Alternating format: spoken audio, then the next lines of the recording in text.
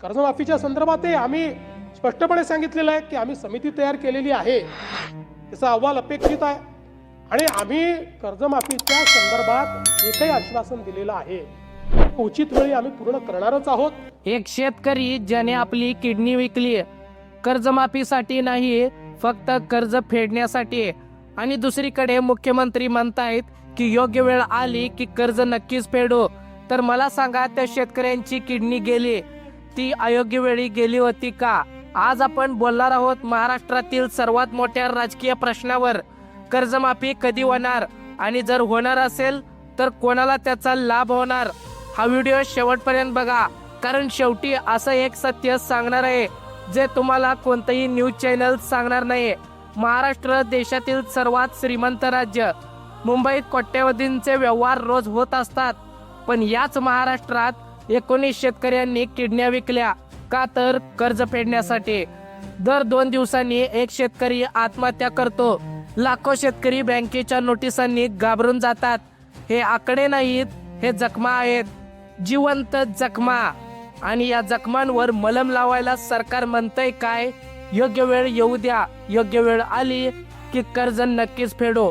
आता प्रश्न हा आहे की योग्य वेळ कधी येणार? निवडणुका तर संपल्या, आता काही शेतकरी संपल्यावर तुमची योग्य वेळ येणार का? चला आधी समजून घेऊ सरकार नक्की म्हणतंय काय. मुख्यमंत्री देवेंद्र फडणवीस यांनी नुकतंच जाहीर केलं, कर्जमाफीबद्दल आम्ही जे बोललो आहे ते लवकरच अंमलात आणू. योग्य वेळी कर्जमाफी केली जाईल. आता उपमुख्यमंत्री एकनाथ शिंदे यांनी तर एक पाऊल पुढे जात सांगितलं, येणाऱ्या काही दिवसात कर्जमाफी सुरू होईल. 2 लाखांपर्यंत सरसकट कर्जमाफी शेतकऱ्यांना मिळेल. हे ऐकून वाटतं अरे वा, चांगलं आहे, पण थांबा शेतकरी बांधवांनो, हे वाक्य तुम्ही आधी कुठेतरी ऐकलं असेल. 2014 मध्ये असंच सांगण्यात आलेलं होतं की कर्जमाफी करू. 2017 मध्ये कर्जमाफी तर करण्यात आली. 34,000 कोटींचं बजेट होतं, पण अनेक शेतकरी ज्यांना खरंच गरज होती ते यापासून वंचित राहिले. 2019 मध्ये सरसकट कर्जमाफी, पण कर्जमाफी झाली नाही. 2024 मध्ये पुन्हा निवडणुकीत आश्वासन, आणि आता 25-26 मध्ये योग्य वेळ आली की पुन्हा कर्जमाफी करू. सरकार करतंय काय? निवडणूक आली की आश्वासन, आणि निवडणूक गेली की परत आश्वासन. मला एक प्रश्न विचारायचा आहे, एखाद्या माणसाला किडनी विकावी लागते तेव्हा तो किती हताश असतो, किती निराश असतो, किती एकटा असतो. त्या माणसाने सकाळी उठून ठरवलेलं नसतं की आज किडनी विकायची आहे.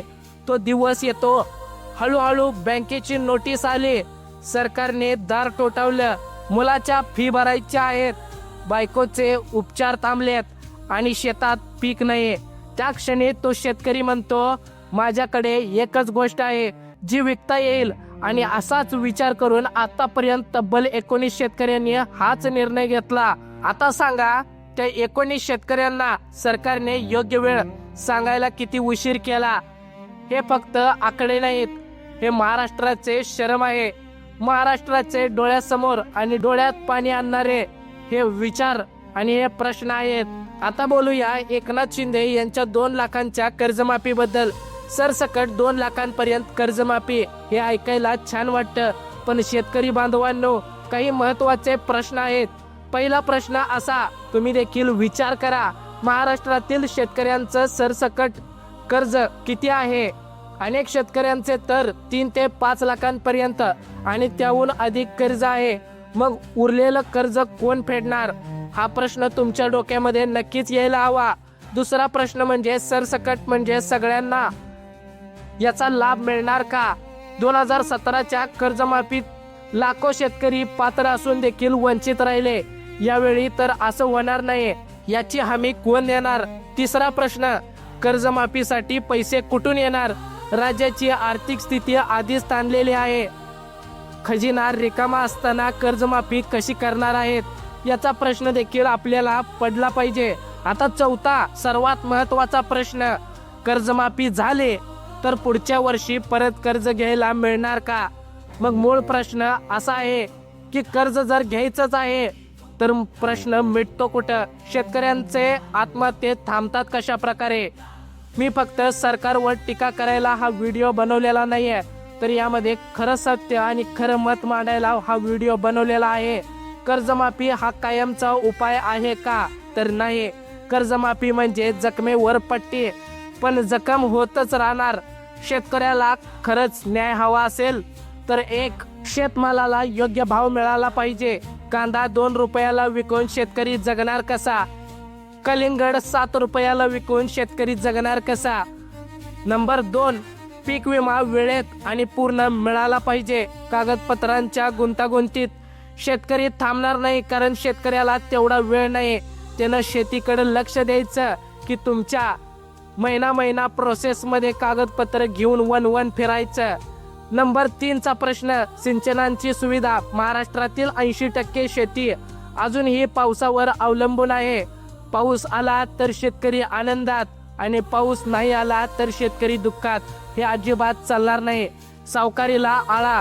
बँकेचं कर्ज मिळत नाही म्हणून शेतकरी सावकाराकडे जातो आणि 36% व्याजात बुडतो. पण हे उपाय मत मिळवत नाहीत. कर्जमाफी मत मिळवते म्हणून राजकारणी कर्जमाफी बोलतात. मूळ प्रश्न तसाच राहतो आणि म्हणूनच शेतकरी बांधवांनो, राजकारणी कर्जमाफीवर बोलतात आणि मूळ प्रश्न बाजूला ठेवतात. आता मला तुम्हाला थेट विचारायचं आहे, आपण काय करतो? व्हिडिओ बघतो, कमेंट करतो, सरकारची चूक आहे म्हणतो आणि पुढच्या निवडणुकीत त्याच लोकांना मत देतो. हे बदलायला हवं. तुम्ही प्रश्न विचारायला हवा, जाब विचारायला हवा, आंदोलन करायला हवं. आणि शेतकऱ्यांनी त्यांच्या मालाला जोपर्यंत योग्य भाव मिळत नाही तोपर्यंत बाजार हा भरवलाच नाही पाहिजे. जोपर्यंत प्रत्येक व्यक्ती उपाशी मरत नाही, जोपर्यंत प्रत्येकाच्या घरात भाजी शिजेपर्यंत तुम्हाला न्याय मिळणार नाही. तुमच्या गावातला शेतकरी कर्जमाफीसाठी पात्र आहे का हे त्याला सांगा. माहिती हे सर्वात मोठं शस्त्र आहे. आणि मित्रांनो, हा व्हिडिओ शेअर करा. प्रत्येक शेतकरी कुटुंबापर्यंत पोहोचवा. त्यांना त्यांचा हक्क माहीत असायला हवा. आणि जेव्हा नेता येतो गावात आश्वासन घ्यायला, तेव्हा त्यांना प्रश्न विचारा. तुमच्या स्थानिक आमदार, खासदार, सरपंच, ग्रामसेवक या प्रत्येकाला प्रश्न विचारा, कारण तुम्ही मतदान केलेलं आहे आणि तुमचा तो अधिकार आहे. आता कधी होणार कर्जमाफी, कशी होणार आणि कोणाला मिळणार? उत्तर नसेल तर मत नाही, एवढं ठरवा. शेतकरी जगला तर देश जगेल आणि शेतकरी जगायला लागतो आश्वासनावर नाही तर न्यायावर. मी शेवटी एकच गोष्ट सांगतो, त्या 19 शेतकऱ्यांनी किडनी विकली, काहींनी आत्महत्या केल्या. त्यांना कोणी विचारलं नाही, थांबा योग्य वेळ येईल. त्यांची वेळ आलीच नाही म्हणून त्यांनी हा निर्णय घेतला. सरकारने योग्य वेळ आणू दिलीच नाही. आता सरकारला सगळ्यात मोठा एकच प्रश्न, योग्य वेळ कधी येणार? म्हणजे नक्की कधी? पुढच्या निवडणुकीच्या आधी की आणखीन किती किडन्या विकल्या जाव्यात? आणखीन किती शेतकऱ्यांनी आत्महत्या कराव्यात? तुमचं मत स्पष्ट करावं. आणखीन किती शेतकरी संपावेत? महाराष्ट्रातील प्रत्येक शेतकऱ्याला सांगा, तुमचा हक्क मागा, भीक मागू नका. हा व्हिडिओ जास्तीत जास्त शेअर करा, कारण आपला शेतकरी बांधव हा पेटून उठला पाहिजे. जेव्हा आवाज मोठा होतो तेव्हा सरकारला ऐकावंच लागतं.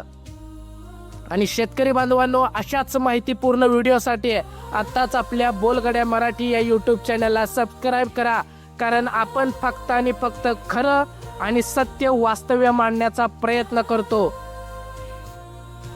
जय हिंद, जय महाराष्ट्र.